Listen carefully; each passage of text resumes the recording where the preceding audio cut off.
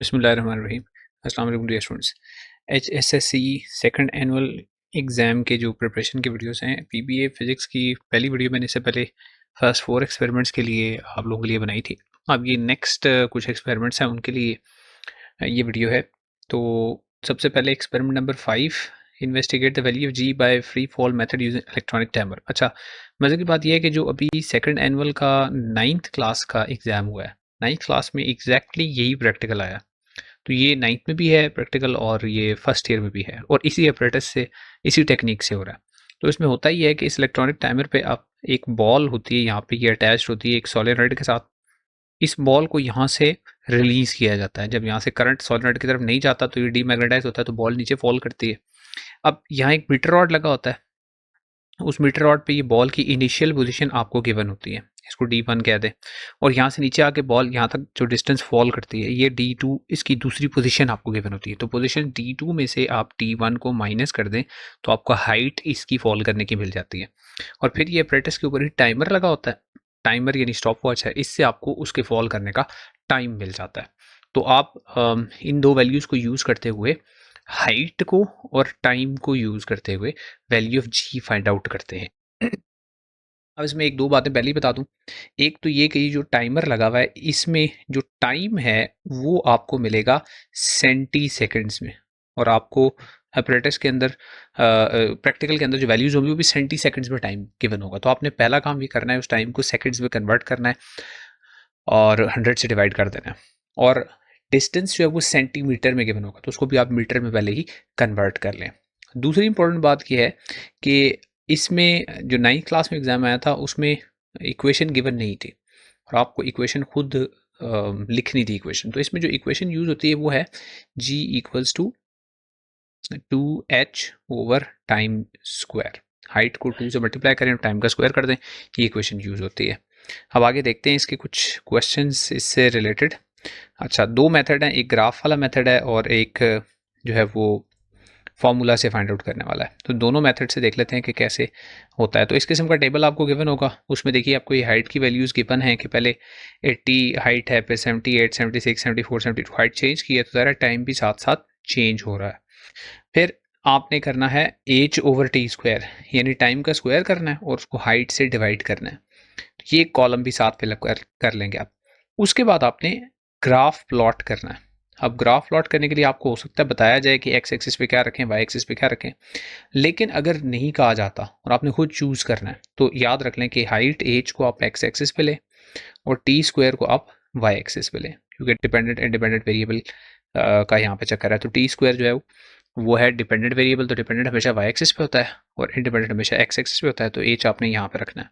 अब जब इनका ग्राफ ड्रॉ करेंगे तो वो ग्राफ ऐसे स्ट्रेट लाइन ग्राफ होगा, ओरिजिन से स्टार्ट होने वाला स्ट्रेट लाइन ग्राफ ऐसा चले, कुछ ऐसा ग्राफ बन जाएगा। अब ग्राफ से फिर आपने value of G find out करनी होती है। Using the graph discuss how H and T square are related to each other. तो चूंकि ये एक स्ट्रेट ग्राफ लाइन ग्राफ है और ये ओरिजिन से पास हो रहा है, तो ये दो बातें होना ज़रूरी है किसी ग्राफ में, दो क्वांटिटीज़ के डायरेक्टली प्रोपोर्शनल होने के लिए। तो आप ये कहेंगे कि as the graph passes, as the line, या ग्राफ कुछ भी कह रहा है, as the line passes through origin, origin में से पास होती है और फिर स्ट्रेट लाइन भी है, and it is a straight line, ये बताना ज़रूरी है। ठीक है जी, दोनों बातें। तो इससे क्या पता चलता है कि एच और टी स्क्वायर जो है वो डायरेक्टली प्रोपोर्शनल होते हैं। ये what conclusions you can draw from your results. तो कंक्लूजन ये ड्रॉ कर सकते हैं अगेन कि ये दोनों वेरिएबल्स जो है वो डायरेक्टली प्रोपोर्शनल है। लिहाजा में ये पता चलता है कि जब आप डिस्टेंस को ज़्यादा कर रहे हैं तो टाइम, डिस्टेंस को कम कर रहे हैं तो टाइम भी कम लग रहा है। तो हम वेलोसिटी के बारे में क्या इन्फेरेंस बना सकते हैं कि एक ऑब्जेक्ट जो है अगर वो इनिशियली ज़ीरो वेलोसिटी से फॉल करता है, इनिशियल वेलोसिटी उसकी 0 मीटर्स पर सेकंड है, तो वो जब फॉल करेगा under the action of gravity तो उसकी ये वेलोसिटी इंक्रीज होगी, वेलोसिटी उसकी इंक्रीज होगी। ठीक है, और वेलोसिटी जब भी इंक्रीज होती है तो एक्सेलरेशन होती है, तो इसका मतलब है वो एक्सेलरेशन कैसी एक्सेलरेशन होगी, वो एक कांस्टेंट एक्सेलरेशन होगी, क्योंकि अगर डिस्टेंस बहुत थोड़ा हो तो एयर रेजिस्टेंस निग्लेजिबल होती है। तो ये स्ट्रेट लाइन में ये भी बता रही है कि ऑब्जेक्ट फॉल कर रहा है एक्सेलरेट करते हुए, लेकिन वो एक्सेलरेशन उसकी कांस्टेंट है। तो आप लिखेंगे the ball falls with constant, या पहले 2 मार्क्स हैं तो आप पहले ये बता दें स्ट्रेट लाइन के बारे में कि द स्ट्रेट लाइन शोज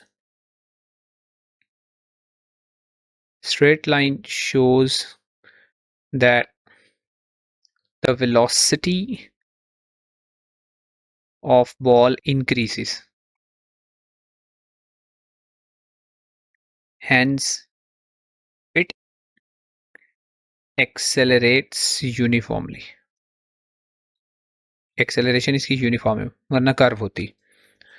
अच्छा जी, discuss how you reduce the uncertainty in measurements of the time taken for the ball to fall, तो taking multiple readings and taking out their average. ये last time उसमें भी आया था, I think screw gauge वाले में भी।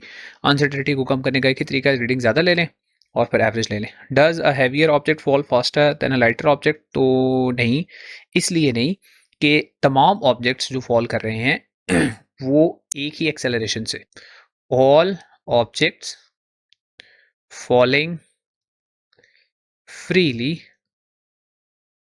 under the action of gravity have same acceleration, उनकी एक्सेलरेशन जो है वो सेम होती है। सेम एक्सेलरेशन का मतलब है मास पे डिपेंडेंस खत्म हो जाती है। अच्छा जी, तो ये एक है एक्सपेरिमेंट से रिलेटेड ये क्वेश्चंस हैं। ये दूसरा भी एक सेट है, लेकिन इसमें भी ऐसा ही है कि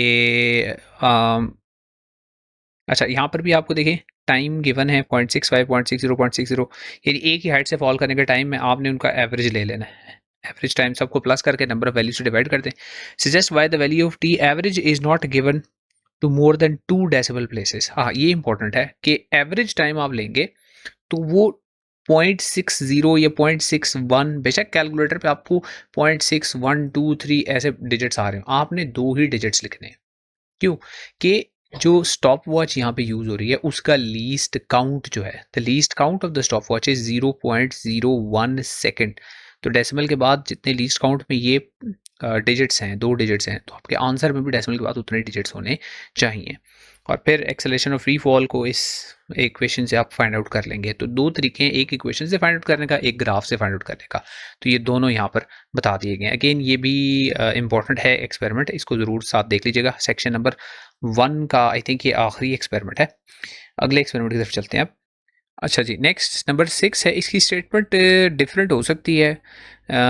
verified that the time period of simple pendulum is directly proportional to the square root, और कई जगह पर लिखा हुआ है find the value of G, बस इतना है, और किसी जगह पर लिखा हुआ है फ्रॉम द ग्राफ। तो दोनों तरीकों से देख लेते हैं। सिंपल पेंडुलम के जो टाइम पीरियड है ना, उसका फार्मूला बस अपने जहन में बिठा लें, वो है T equals to 2 pi square root L over g. अब जो आपने इक्वेशन जो फार्मूला लिखा है, इस फार्मूला में आप देख सकते हैं कि टाइम पीरियड और ये लेंथ का स्क्वायर रूट ये डायरेक्टली प्रोपोर्शनल है एक दूसरे के, फार्मूला से ही नजर आ रहा है। तो टाइम पीरियड की डिपेंडेंस सिर्फ स्क्वायर रूट ऑफ लेंथ के ऊपर ही है, जी पर भी है, लेकिन एक जगह पे आप काम कर रहे हैं तो वहां पर जी तो कांस्टेंट है। मैस पर डिपेंडेंस नहीं होती, एम्पलीट्यूड पर डिपेंडेंस नहीं होती, टाइम पीरियड की डिपेंडेंस होती है स्क्वायर रूट ऑफ लेंथ के ऊपर। अब अगर इस प्रोपोर्शनैलिटी को मैं इक्वालिटी में चेंज करूं तो ये बनेगा T over square root of L should be constant. ठीक है जी, यानी इक्वालिटी और कांस्टेंट लिया है प्रोपोर्शनलिटी की जगह पे, और रूट ऑफ एल दूसरी जगह पे मूव कर दिया। तो अगर आप रेशो लें टाइम पीरियड और स्क्वायर रूट ऑफ लेंथ की, that ratio will always have a constant number. एक तो ये बात। दूसरा, इस फॉर्मूला को रीअरेंज करें थोड़ा सा, इसमें से जी को एक्सेलरेशन ड्यू टू ग्रेविटी को सब्जेक्ट बनाएं और जी का फॉर्मूला बना के वहां से जी की वैल्यू फाइंड आउट कर लें, या आप ग्राफ ड्रॉ कर लें। अभी आगे देखते हैं ग्राफ जो है वो ड्रॉ इन वेरिएबल्स के दरमियान करना है, और ग्राफ से हम वैल्यू कैसे निकाल सकते हैं। तो क्वेश्चंस की तरफ चलते हैं। तो ये एक अरेंजमेंट है सिंपल पेंडुलम की, एक वुडन रॉड के साथ एक बॉल अटैच करके उसको एक पेंडुलम बना दिया गया है। उसके बाद उस पेंडुलम को मूव करवाया गया है, लेंथ उसकी नोट डाउन कर ली गई है, और लेंथ की वैल्यूज़ देखिए चेंज होती है। 71 पहले रखी है, फिर 81, 90, डाटा आपको पेपर में गिवन होगा, कुछ भी वैल्यूज़ ही हो सकती हैं, और हर लेंथ पे एक टाइम है वो भी आपको दे दिया गया है। अच्छा जी, उसके बाद आपने ग्राफ किसके दरमियान ड्रॉ करना है? Graph of T square on the Y axis and T square नहीं होगा, T over square root of L है ना, तो ये होगा, अगर टी स्क्वायर एक तरफ रखा है तो एल दूसरी साइड पे होगा, ये एक साइड पे टी होगा, दूसरी साइड पे स्क्वायर रूट ऑफ एल होगा, इन दो वेरिएबल्स के दरमियान ग्राफ होगा। ये थोड़ा सा इसमें शायद गलती है, दोनों स्क्वायर नहीं हो सकते, टी स्क्वायर और एल स्क्वायर नहीं हो सकते। यहाँ पे चूंकि एल और टी स्क्वायर है तो हम ये ज्यूम करेंगे कि एक तरफ आपने एल को रखना है और दूसरी तरफ आपने टी स्क्वायर को रखना है और ग्राफ ड्रॉ करना है। अच्छा जी, ग्राफ ड्रॉ करेंगे। ग्राफ अगेन अगर दो क्वांटिटीज डायरेक्टली प्रोपोर्शनल होती हैं तो ग्राफ स्ट्रेट लाइन बनेगा और ओरिजिन से पास होगा, तो ग्राफ ऐसा बनेगा स्ट्रेट लाइन और ओरिजिन से पास होगा।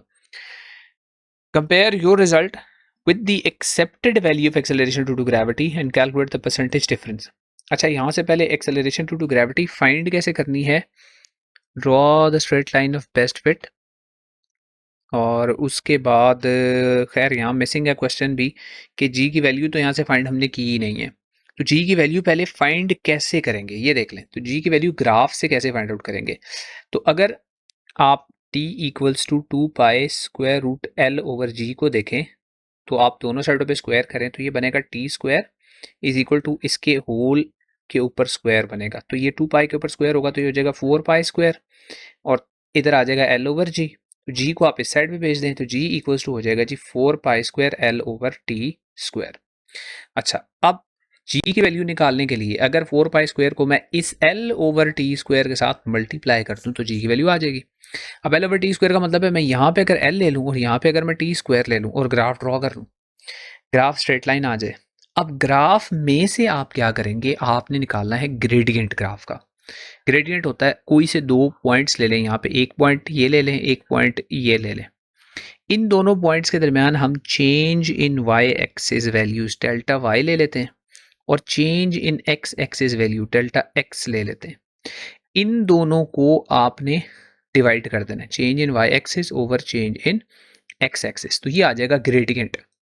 और ग्रेडियंट यहाँ पर देखें, चेंज इन वाई एक्सिस पे एल है और एक्स एक्सिस पे टी स्क्वायर है, तो आप बेसिकली जो ग्रेडियंट निकालेंगे ना वो ग्रेडियंट आपका एल ओवर टी स्क्वायर ही आएगा। तो जी की वैल्यू फाइंड आउट करने के लिए आपने क्या करना है, जो ग्रेडियंट आएगा उस ग्रेडियंट को आपने मल्टीप्लाई कर देना है 4 पाई स्क्वायर के साथ, एटसेट्रा, ये जी की वैल्यू आ जाएगी। तो ग्राफ में से ग्रेडियंट निकालें, उस ग्रेडियंट को 4 पाई स्क्वायर से मल्टीप्लाई करें, वैल्यू ऑफ जी आ गई। ये एक बीच में से स्टेप यहाँ मिसिंग था। अब क्वेश्चन नंबर 5 पढ़ेंगे कि कंपेयर योर रिजल्ट्स। तो रिजल्ट को कंपेयर करें एक्चुअल वैल्यू ऑफ जी के साथ, तो अभी मैंने थोड़ी देर पहले भी आपको बताया था कि आपकी वैल्यू जो होती है, एक्चुअल वैल्यू जो होती है उसमें से आपकी वैल्यू को, कैलकुलेटेड वैल्यू को माइनस करते हैं, तो एक्चुअल वैल्यू में से आपकी कैलकुलेटेड वैल्यू को माइनस करते हैं और इसको एक्चुअल वैल्यू से डिवाइड करते हैं और उसको मल्टीप्लाइड बाय 100 करते हैं, ये लास्ट टाइम भी डिस्कस किया था। तो आपको परसेंटेज चेंज, परसेंटेज डिफरेंस मिल जाएगा। अगर वो 10% के अंदर अंदर है तो वो एक्सेप्टेबल लिमिट के अंदर है, और अदरवाइज नहीं है। अच्छा जी, आगे है, suppose the 1 metre pendulum were operated on the moon, what would be its period be there. तो देखें, जो टाइम पीरियड है अगेन उसका फार्मूला है 2 pi square root L over g. तो यहाँ पर जो जी की वैल्यू है मून पर, वो जी की वैल्यू ज़रा डिफरेंट है। तो टाइम पीरियड जो मून के ऊपर होगा, टी ऑन मून, वो भी फार्मूला तो यही यूज़ होगा, ये अर्थ का है तो यहाँ जी की अर्थ की वैल्यू है, तो मून पर ये फार्मूला ऐसे ही रहेगा, खाली जी एम लिख दूंगा मैं। अब जो जी एम है ऑन मून वो जी बाई 6 है, तो जहाँ जी एम लिखा हुआ है वहाँ जी ओवर 6 लिख दें। तो T time period on moon is equal to 2 pi square root L over, अब जी ओवर 6 है तो इसकी जगह पे मैं लिख दूंगा जी ओवर 6। अब ये 6 ऊपर चला जाएगा ऐसे, तो इसको मैं यहाँ पे सॉल्व करता हूँ, तो T on moon is equal to 2 pi square root 6 L over g. अब ये जो 6 है ये रूट से बाहर ले आता हूँ, तो time period on moon is equal to square root of 6 times 2 pi square root L over g. तो ये 2 पाई एल ओवर जी जो है वो टाइम पीरियड ऑन अर्थ के बराबर है, लिहाजा जो टाइम पीरियड उसका मून के ऊपर है वो होगा under root 6 times the time period on on earth. तो अर्थ पे जो है टाइम पीरियड जितना भी है उसका ये अंडर रूट 6 टाइम्स होगा। ठीक है जी। नेक्स्ट है Is air resistance or friction a systematic or a random source of error? Would it cause the period to be larger or smaller? तो देखें ये एक resistive force है, जब ये वाइब्रेशन हो रही होगी तो resistive force है, और resistive force यहाँ पे क्या करेगी, resistive force टाइम को बढ़ा देगी, जाहिर है विदाउट रेजिस्टिव फोर्स मुझे टाइम कम ले रहा था, जब रेजिस्टिव फोर्स होगी तो ज़्यादा टाइम लेगा मीन पोजीशन पे आने के लिए। और ये एरर कौन सा होगा, ये सिस्टमेटिक एरर होता है, ये रैंडम नहीं है, यानी ऐसा नहीं है कि इसकी रीज़न आपको ना पता हो। एयर रेजिस्टेंस की रीज़न एयर ही है, तो पहली बात आप इसको बताएंगे सिस्टमेटिक एरर है, सिस्टमेटिक। और दूसरी बात आप ये बताएंगे कि पीरियड विल बी लॉन्गर, जो टाइम पीरियड है वो लॉन्गर है। अच्छा, नेक्स्ट इसके बाद सेक्शन बी के जो एक्सपेरिमेंट्स हैं, जो 6 मार्क्स का क्वेश्चन आएंगे, अब वो करने हमने इससे पहले जो मैंने करवा दी आपको सेक्शन ए में आने वाले एक्सपेरिमेंट्स थे। और याद रखिए जो सेक्शन ए में है वो कंप्लीट एक्सपेरिमेंट आएगा, सेक्शन बी में एक या दो एक्सपेरिमेंट्स में से ही शॉर्ट क्वेश्चंस कुछ आएंगे। तो सबसे पहले ये एक्सपेरिमेंट है, आप वैल्यू ऑफ जी की फाइंड आउट करना होती है by this helical spring apparatus। तो इसमें एक मैस हैंग करते हैं यहाँ पर, इस मैस की वजह से ये स्प्रिंग एक्सटेंड होता है, तो ये इसकी एक्सटेंशन आपको पेपर में क्वेश्चन में गिवन होगी। इस एक्सटेंशन को और ये जो मैस है इसके वेट को यूज़ करते हुए सबसे पहले तो हम फाइंड आउट कर सकते हैं स्प्रिंग कांस्टेंट के होता है एफ ओवर एक्स या एफ ओवर ई कह लें उसको। तो एफ वेट के इक्वल है, तो वेट को अगर मैं एक्सटेंशन से डिवाइड करूँ तो स्प्रिंग कांस्टेंट आ जाएगा। और फिर उसके बाद T equals to 2 pi M over K से टाइम पीरियड भी निकाल सकता हूँ और वैल्यू ऑफ जी भी निकाल सकते हैं। आगे देखते हैं क्वेश्चन इसके क्या है। What is the value of the net force that 250 grams of mass exerts on the spring? तो mass जो है वो एक force नहीं है, mass 250 grams है, तो इसको आप force में convert करने के लिए W equals to mg करते हैं ताकि वो weight बन जाए, और weight force होती है। लेकिन यहाँ mass grams में है तो आप इसको kg में convert करेंगे और फिर उसको g की वैल्यू से मल्टीप्लाई करेंगे। लेकिन शॉर्टकट बता देता हूँ, अगर ग्राम्स में mass है, न्यूटन में कन्वर्ट करना है, आप उसको सिंपली डिवाइडेड बाय 100 कर दें, तो उसको आप 100 से डिवाइड कर देंगे तो आ जाएगा 2.5 न्यूटन, ये वेट आ जाएगा इसका। Does the Hooke's law apply in this experiment? Yes, the Hooke's law applies because Hooke's law states that the restoring force is proportional to the extension. What is the value of the spring constant? जैसे अभी मैंने कहा कि आप wait को extension से divide करेंगे तो आपके पास आ जाएगा स्प्रिंग कांस्टेंट। तो वेट है 2.5 न्यूटन और उसकी वजह से जो एक्सटेंशन हो रही है वो है 1.8 सेंटीमीटर। तो न्यूटन पर सेंटीमीटर में के आंसर आ सकता है, न्यूटन पर मीटर में भी निकाल सकते हैं। यूनिट यहाँ पे कोई भी गिवन नहीं है तो आप न्यूटन पर मीटर लगाएं, न्यूटन पर सेंटीमीटर में निकालें, आंसर दोनों ठीक होंगे। What is the time period of the net mass attached to the spring? तो T equals to 2 pi m over k square root, ये फॉर्मूला लगा देंगे तो टाइम पीरियड भी आ जाएगा। और फिर उसके बाद आपने फाइंड आउट करना है value of g from the time period. आप टाइम पीरियड और वैल्यू ऑफ g को रिलेट करने वाली जो इक्वेशन है वो देखने हैं वो क्या है। तो इसको डेरिवेशन में जाने के बजाय डायरेक्ट उसकी इक्वेशन बस याद कर लें, वो होती है 4 पाई स्क्वायर रूट ऑफ जो एक्सटेंशन है जिसको अभी ई कहा हुआ है डिवाइडेड बाय के। ये g की वैल्यू फाइंड आउट करने, नहीं सॉरी डिवाइडेड बाय के नहीं, डिवाइडेड बाय टाइम पीरियड होगा E over T. g equals to 4 pi square extension over T square root, ये इक्वेशन है g की वैल्यू फाइंड आउट करने के लिए। तो ये इस एक्सपेरिमेंट से रिलेटेड कुछ क्वेश्चंस हैं। साथ इसके एक दो वैसे ऐड कर दूं कि ये जो स्प्रिंग है, इस स्प्रिंग का जो स्प्रिंग कांस्टेंट है वो आपको क्या बताता है, स्प्रिंग का जो स्प्रिंग कांस्टेंट स्प्रिंग की स्टिफनेस के बारे में बताता है। अगर स्प्रिंग कांस्टेंट की वैल्यू जो है वो हाई है, इसका मतलब है कि वो स्प्रिंग होगा बहुत ज़्यादा स्टिफ, और अगर स्प्रिंग कांस्टेंट की वैल्यू लो है तो वो सॉफ्ट होगा स्प्रिंग, यानी उसको स्ट्रेच करना, कंप्रेस करना जो है वो आसान होगा। नेक्स्ट इंपॉर्टेंट एक दो और प्रैक्टिकल्स उनके क्वेश्चन भी बता देता हूँ जल्दी से। इस एक्सपेरिमेंट का क्वेश्चन फर्स्ट एनुअल के पीबीए में भी आया था, लेकिन कोई वजह नहीं है कि दोबारा नहीं आ सकता, दोबारा भी आ सकता है। इसमें रेजोनेंस ट्यूब apparatus के अंदर हम रेजोनेंस का फिनोमेना यूज़ करते हुए फाइंड आउट करते हैं स्पीड ऑफ साउंड। अब रेजोनेंस होता कब है और कैसे है, तो देख लें, ये एक ट्यूनिंग फोर्क है, इसको आपने ट्यूनिंग फोर्क को रबर पैड से स्ट्राइक करके इस ट्यूब के ऊपर, इसके ओपन एंड के ऊपर ला के रख दिया है। अब यहाँ जहाँ तक पानी है इससे ऊपर क्या है, इससे ऊपर एयर है, तो बेसिकली यहाँ एयर का एक कॉलम बन जाता है, वो जो एयर का कॉलम है वो भी वाइब्रेट करने लग जाता है। जब उस वाइब्रेटिंग एयर कॉलम की फ्रीक्वेंसी, अब ये शॉर्ट क्वेश्चन में याद रख लें, यहाँ रेजोनेंस कैसे होगा, when the frequency of the vibrating air column in this tube becomes equal to the frequency of the tuning fork, the resonance occurs। लेकिन हम किस बात से ज़्यादा गर्ज है हमें यहाँ पे, वो ये है कि जब यहाँ ट्यूनिंग फोक ला के आप स्ट्राइक करते हैं, यहाँ से ट्यूनिंग फोक रखते हैं, तो यहाँ से एक वेव जनरेट होती है, वो इधर नीचे जाती है, नीचे आके वाटर की सरफेस से स्ट्राइक होती है, वापस ऊपर आती है। इसका मतलब है two identical waves travelling in opposite direction, तो यहाँ पे बनेगी स्टेशनरी वेव्स। तो स्टेशनरी वेव्स का जो वाटर के एंड पे बनता है वो बनता है नोड, यहाँ पे नोड बनता है, और ये जो ओपन एंड है यहाँ पे बनता है anti node.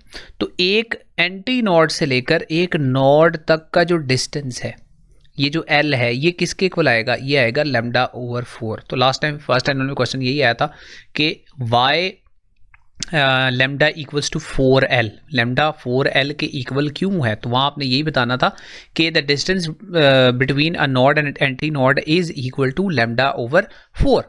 So the closed end the end of the wave that is at the water surface forms a node and the open end forms an anti node, दोनों के दोनों डिस्टेंस λ/4 है, तो वहाँ से λ/4L के इक्वल आ जाएगा। दूसरी इंपॉर्टेंट बात, वो शायद नीचे हो भी, एंड करेक्शन क्या चीज़ होती है, वो भी शायद इसमें क्वेश्चन हो। What is the length of the resonating column. अच्छा, पहले एंड करेक्शन होती क्या है देखें। ये जो ट्यूब है, आपने इसके साथ एक यहाँ पे मीटर रॉड लगा होता है, तो ये लेंथ जो है ज़ाहिर है मीटर रॉड के ऊपर ये लेंथ आपने नापेंगे, जो एल लेंथ आप कह रहे हैं ये मीटर रॉड से ये गिवन होगी पेपर में ना। लेकिन हम ये कहते हैं कि ये जो ओपन एंड है इस वेव का, ये जो एंटी नोड है इस वेव का, ये थोड़ा सा इसके ओपन एंड से ऊपर लाई करता है, वेव थोड़ी सी ऊंची होती है, ये इतना एक डिस्टेंस जो है ना वो वेव ऊपर लाई करती है। हम रीडिंग मेजर कर रहे हैं यहाँ से, इस पॉइंट ए से नीचे मेजर कर रहे हैं, लेकिन असल में जो वेव है वो इस ए से थोड़ा सा ऊपर है। वो कितना ऊपर होती है, वो होती है 0.3 into internal diameter of the tube, ये एंड करेक्शन कहलाती है। तो देख लें, आपने लेंथ L जो है वो A से B तक ली है, ऊपर का पोर्शन है 0.3 इंटू डी, तो आप क्या करें, टोटल लेंथ लेने के लिए आप इस लेंथ L के अंदर ये 0.3 इंटू डी ये वाला फ्रैक्शन ऐड करते हैं, तो आपको टोटल लेंथ मिल जाएगी। अब देखें, इंटरनल डायमीटर जो है वो यहाँ पर पेपर में यहाँ पे गिवन होगा, इंटरनल डायमीटर गिवन हो तो आप उसको 0.3 से मल्टीप्लाई करें और उसको लेंथ के अंदर ऐड कर देंगे। ठीक है जी। तो यहाँ पर है calculate the speed of sound using resonance tube as shown in the figure 2.1 and 2.2। तो इन दोनों फिगर्स से करना है। वैसे यहाँ पे internal diameter I don't think यहाँ गिवन है, गिवन होना चाहिए तभी आप कर सकते हैं। यहाँ पर length of 16 centimetre person diameter of the resonance tube, ये देखें 2.1 गिवन है। तो what is the total length, total length के लिए आप क्या करेंगे, 16 सेंटीमीटर के अंदर आपने प्लस कर देना है 0.3 इंटू 2.1, ये सॉल्व करके जो भी आंसर आएगा सेंटीमीटर में यहाँ पे वो लिखना है आपने। What is the wavelength, तो अभी मैंने आपको बता दिया lambda equals to 4 into L होता है, तो यहाँ जो टोटल लेंथ ये वाली एल आएगी, इसको 4 से मल्टीप्लाई करते लैम्डा आ जाएगा, और v is equal to V at T degree Celsius, तो v at T degree Celsius find out करने के लिए f इंटू लैम्डा कर देंगे। लैम्डा यहाँ से आ गया, f जो है फ्रीक्वेंसी वो भी क्वेश्चन में गिवन है, यहाँ पे देख लें 512 गिवन है, तो उसको यहाँ पे यूज़ कर लेंगे, यानी 512 को मल्टीप्लाई कर देंगे यहाँ जो भी आंसर आएगा उसके साथ, लैम्डा के साथ। अच्छा, फिर उसके बाद what is the velocity of sound eight 0 degree Celsius, तो ये भी क्वेश्चन आया था फर्स्ट एनुअल में भी। तो 0 डिग्री सेल्सियस पर करने के लिए आपने क्या करना है, यहाँ जो स्पीड आएगी VT, एक टेम्परेचर की खास टेम्परेचर, रूम टेम्परेचर के ऊपर जो वेलोसिटी आएगी, इसमें से आप माइनस कर देंगे 61 इंटू टी, ये रूम टेम्परेचर के साथ 61 को मल्टीप्लाई करते हैं सेंटीमीटर पर सेकंड, क्योंकि 1 डिग्री टेम्परेचर राइज होने से 61 सेंटीमीटर पर सेकंड जो है वो स्पीड ऑफ साउंड इंक्रीज हो जाती है। What is the actual velocity at 0 degree Celsius, तो एक्चुअल वेलोसिटी जो होती है वो 332 मीटर्स पर सेकंड होती है। तो यहाँ भी आप इसको मीटर पर सेकंड में बाद में बेशक कन्वर्ट कर लें। तो इंपॉर्टेंट क्वेश्चन में याद रख लें, why lambda is equal to 4L है, एंड करेक्शन क्या चीज़ होती है, और ये VT और V0 का आपस में क्या रिलेशन है, ये इस प्रैक्टिकल के इंपॉर्टेंट क्वेश्चन है। इसके बाद एक और देखते हैं, बस फिर इस वीडियो को एंड कर देते हैं। हाँ जी, नेक्स्ट ये है, इसमें हमने फ्रीक्वेंसी ऑफ AC सप्लाई, जो हमारे घरों में वोल्टेज आ रही होती है उसको AC वोल्टेज कहते हैं, उसकी फ्रीक्वेंसी होती है 50 हर्ट्ज़, उसकी वैल्यू इस एपरेटस के जरिए हमने फाइंड आउट करनी है, जिसको मेल्डीज एपरेटस बोलते हैं। इसमें देखें एक ट्यूनिंग फोक लगी हुई है, लेकिन ये ट्यूनिंग फोक जो है ये मैनुअल नहीं है, ये ट्यूनिंग फोक वाइब्रेट करती है जब करंट पहुंचता है यहाँ पे, तो इस करंट की जो फ्रीक्वेंसी जितनी भी होती है उतनी फ्रीक्वेंसी से ये वाइब्रेट करने लग जाती है। इसके साथ हम एक थ्रेड बांध देते हैं, यानी ये ट्यूनिंग फोक ऐसे है, इसके साथ आगे बंधा हुआ स्ट्रेट थ्रेड होता है इसके साथ, उस थ्रेड को ऐसे पुली के ऊपर से पास ओवर करके और नीचे यहाँ पे हमने मैस हैंग कर दिया, इसके साथ पैन के अंदर मैस हैंग कर दिया। अब क्या होता है, जब ये ट्यूनिंग फोक वाइब्रेट करती है तो इस स्ट्रिंग को भी वाइब्रेट करवाती है। तो स्ट्रिंग वाइब्रेट होता है तो ऐसे एक वेव जनरेट होके इधर से इधर तक आती है। इधर से जो वेव इधर तक आ रही है, यहाँ से आइडेंटिकल वेव जो है वो ऑपोजिट डायरेक्शन में ट्रैवल करती है। तो ये दोनों सुपरपोज होती हैं, तो यहाँ पे हमें ये लूप्स बने हुए नज़र आते हैं, ये लूप्स बने हुए नज़र आते हैं। अब आपने करना क्या होता है पूरे एक्सपेरिमेंट में, ये स्टार्टिंग ट्यूनिंग फोक यहाँ से लेकर यहाँ तक ये लेंथ नोट करनी होती है, ये लेंथ कितनी है, और ये लूप्स काउंट करने कितने हैं। जैसे यहाँ 1 2 3 4 लूप्स हैं, तो अगर ये टोटल लेंथ लेट से 60 सेंटीमीटर आ रही है और लूप्स बन रहे हैं 4, तो आपसे एक लूप की लेंथ अगर मैं पूछूं तो वो कैसे निकालेंगे, 60 को 4 से डिवाइड कर देंगे, यानी 15 सेंटीमीटर एक लूप की लेंथ। ये चाहिए हमें बस अपरेटिस पे। और यहाँ मैस कितना हैंग हुआ है, टेंशन के लिए वो मैस चाहिए। तो क्वेश्चंस देखते हैं जल्दी से। What will be the length of one loop, मैं अभी बता चुका हूँ आपको 18 सेंटीमीटर जो है वो distance between extreme nodes. Extreme nodes का मतलब है पहला नोड, ये पहला नोड है और ये आखिरी नोड है, इनके दरमियान डिस्टेंस है 18, और लूप्स भी बन रहे हैं 1 2 3 4।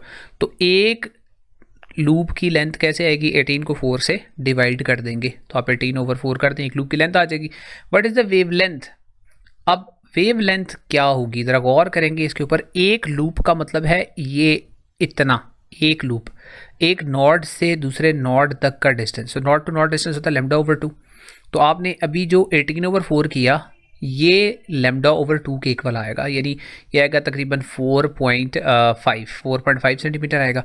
तो चूँकि आपकी लेंथ λ/2 के इक्वल है, तो लैम्डा किसके इक्वल है, 2 टाइम्स योर लेंथ, तो लैम्डा इक्वल्स टू 2L आ जाएगा। यहाँ पे 4.5 × 2 कर देंगे, यानी 9 सेंटीमीटर आ जाएगा lambda. What is the total tension produced in the thread. तो मैंने जैसे कहा था, ये जो पैन के अंदर मैस है और पैन का अपना मैस है, ये दोनों ऐड करेंगे तो इनके मैस को G से मल्टीप्लाई कर दें तो आपके पास टोटल लेंथ आ जाएगी। तो the student puts a weight of 200 grams in the pan, ठीक है, और पैन का अपना है 130, तो दोनों को प्लस करें तो कितना हो जाएगा, 330 ग्राम्स का मैस हो जाएगा। अब टेंशन वेट के इक्वल है, तो T = W, W = mg।